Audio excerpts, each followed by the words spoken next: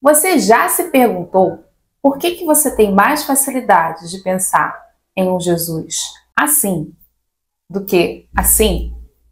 Ou porque é tão difícil imaginar Jesus dentro de um ambiente judaico e que tipo de judaísmo Jesus estaria inserido?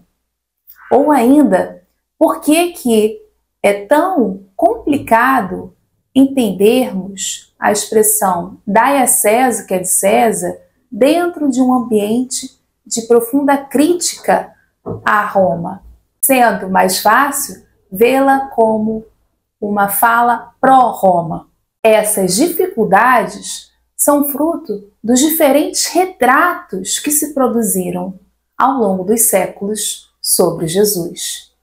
E para entendermos melhor as origens desse retrato, melhor seríamos trabalharmos com um conceito chamado enquadramento de memória, proposto por Michel Polack, que diz que esses diferentes retratos que mais parecem ruídos, que distorcem a leitura de personagens como Jesus, é fruto de demandas de redatores, de autores e artistas que vão fabricando esses retratos e nos induzindo a ler Jesus da forma como eles querem.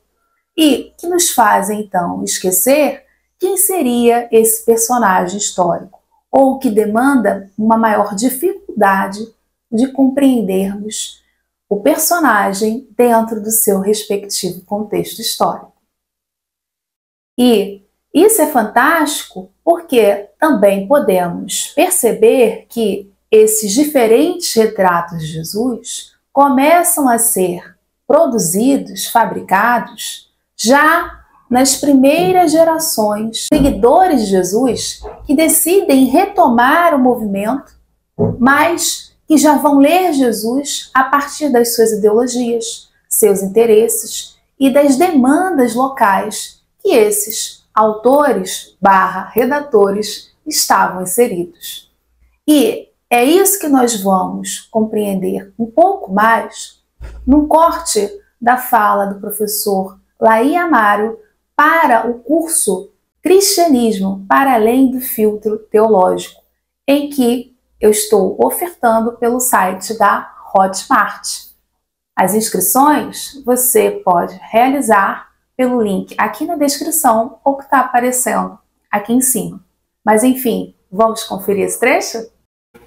Assim, um exercício que a gente pode fazer, que eu proponho sempre é: imagine uma comunidade cristã que nunca leu Marcos, ou que nunca leu Lucas, ou que conhece Jesus somente pela leitura de Marcos, ou que conhece Jesus somente com a leitura de Lucas.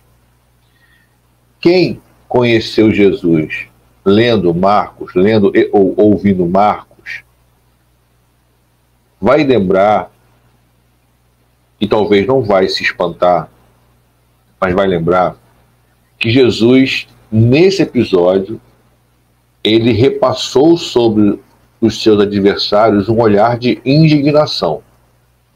Ele ficou indignado com o teste que tentaram submetê-lo. Então Jesus fica indignado. Mas se você, na sua trajetória, lá no século II, século III, não teve acesso a nenhuma cópia do Evangelho de Marcos e conheceu Jesus unicamente pela leitura ou ouvir leituras do Evangelho de Lucas, desse episódio especificamente, você nunca ficou sabendo que Jesus se indignou. Logo, duas comunidades vão trazer do mesmo episódio um Jesus que fica indignado e um Jesus que não fica indignado. Isso é memória enquadrada. Para quem o autor do Evangelho de Lucas ele elimina essa olhar de indignação de Jesus e retrata esse episódio em que Jesus não fica indignado, e se você ler somente esse, você então terá a sua memória enquadrada no sentido de entender que Jesus nunca ficou indignado nesse episódio aqui. E no geral, os cristãos, depois disso, que já leem os 2 evangelhos ou leem os 4 evangelhos, na tendência de harmonizar os textos, e essa harmonização também ela não é neutra, já passa ou precedida por uma visão que se tem sobre o meu Jesus é assim, mesmo que leia Marcos antes de ler Lucas, como já tem pré-concebida uma ideia de que Jesus tem um caráter especial, essa parte que a Juliana grifou em branco aqui, o leitor não percebe, porque já enquadrou sua memória a partir da leitura de Lucas ou de uma harmonização de Marcos e Lucas, dando primazia ao texto de Lucas e não percebendo o que o autor de Marcos não teve problema algum em registrar.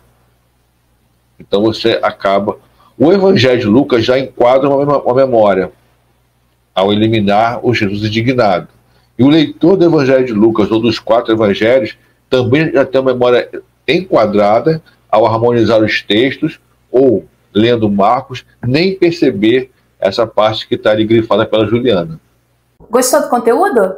Então se inscreva aqui no canal, deixe seu like, compartilhe com amigos e familiares e não esqueça de deixar comentário com temas e convidados que você gostaria de ver por aqui. E se você quer ajudar ainda mais no meu trabalho de divulgação científica, torne-se membro, são 3 categorias, só escolher a sua. E lembrando, link para as inscrições na Hotmart.